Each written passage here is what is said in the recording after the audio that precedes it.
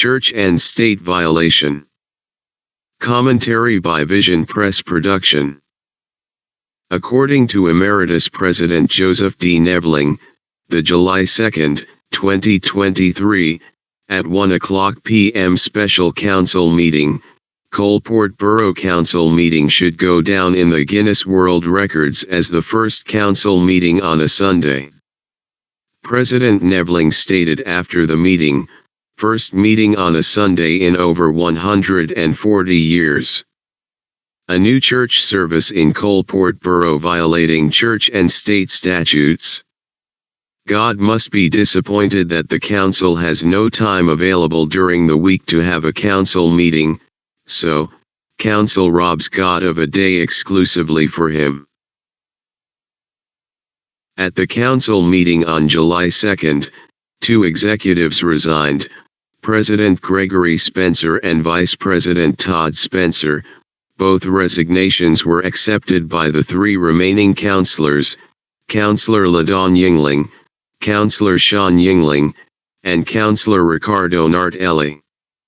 Council did not elect a new president or a vice president. Pro temporary Sean Yingling chaired the July 2, 2023 meeting. Councillor LaDawn Yingling appeared irritated for being demanded to be present at the meeting, appeared grumpy in fact. Why would one continue to be a councillor if they cannot give full attention to the task? Councillor Nartelli was appointed by the pseudo-secretary's agenda to address the unacceptable tax collector's office. According to Councillor Nartelli, take it or leave it, it does not have a steel door lockable and the unsecure window exposes an opening without a secure window safety glass for the protection of the taxpayer and the tax officer.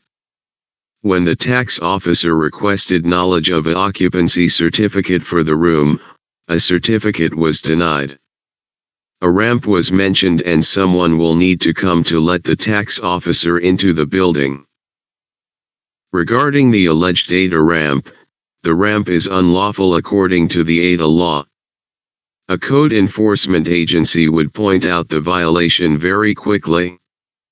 Without a certified occupancy certificate for the wall in the alleged tax office, the alleged tax office is not safe for taxpayers to enter.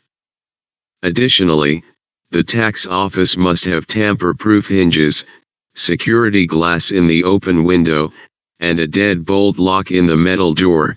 The tax officer would need to deny usage of the borough alleged office. Councillor Nartelli cited alleged law that could be easily challenged in an honorable court. The tax officer is ready for a court action. The tax officer is a card-carrying member of the Pennsylvania State Association of Tax Collectors. Legal representation is available to all members. Should be noted, the council has not given the tax officer a privilege to review the potential tax office. Sticky fingers. Councillor Nartelli purported an attitude that the tax officer could not be trusted with access into the building and would have to be given entry into the borough building by another party, as if the tax officer was an untrusted individual. If trustworthiness is an issue, why has Sticky Fingers Councillor Nartelli given a right of the code for the door to the borough building owned by the Glendale School District? The pseudo-secretary announced that the computer was serviced and protection installed, and within a few days the pseudo-secretary realized the computer had been hacked by someone. Appears the service who repaired the borough computer was not credible or proficient to install adequate malware protection. The pseudo-secretary announced a named protection that is inferior and not created in America, so the pseudo-secretary received what she did not understand. Remember, the pseudo-secretary is not self-explained, qualified and is unqualified for the position of borough secretary. Councillor LaDawn Yingling admitted qualified individuals have applied for the position of borough secretary, but she has not brought forward their names for vote of council.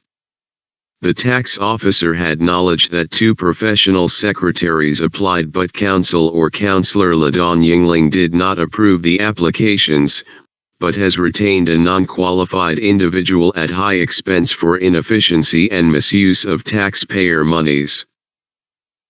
The pseudo-secretary is alleged to be the agency's Open Records Officer, AORO, for Coalport Borough.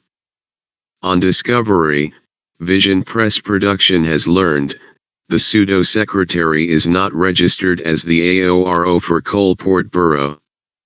Since 2021, the borough has failed to register a AORO with the Office of Open Records in Harrisburg, Pennsylvania. The tax officer has filed an appeal in the Office of Open Records located in Harrisburg when the non-AORO for Coalport Borough did not respond to a right-to-know law request. In the meeting, the pseudo-secretary admitted she had failed to respond to the requester within 5 days.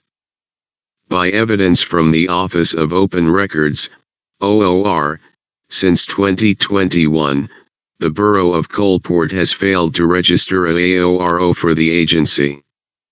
Does the law excuse negligence or ignorance of the law? What were the documents that the borough denied? Bank statements for March, April, May, and June. The pseudo-secretary tried to defend herself by stating the bank charges for the documents. The pseudo-secretary purported to counsel misinformation, which is lying to authorities, a legal matter with punishment according to law. The tax officer stated in a rebuttal, "In 15 minutes I can produce the documents by computer for free." The action of the pseudo-secretary further proves her abilities are so limited that it is costing borough taxpayers large sums of money for the inability of her service. How much time is wasted by the pseudo-secretary by her non-qualifications? As you watch the video entitled Church and State Violation, you will watch the non-professional action of the pseudo-secretary that could be subject to dismissal if there were a council that was serving that best interest of the taxpayers and citizens. According to law, borough secretaries are only to be hired if they are qualified. The law states a secretary for the local government is to be qualified. When is the next Coalport Borough Council meeting? The next council meeting is scheduled for a Lord's Day on July 16th. On July 2nd, 2023 it was raining hard. Was our Father in heaven crying because Coalport Borough was selfishly holding a meeting on his day?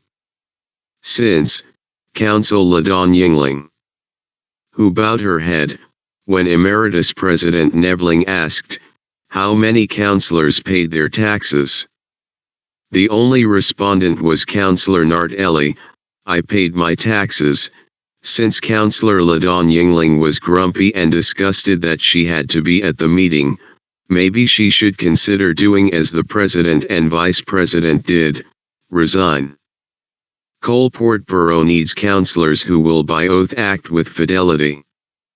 Respectfully submitted. Vision Press Production.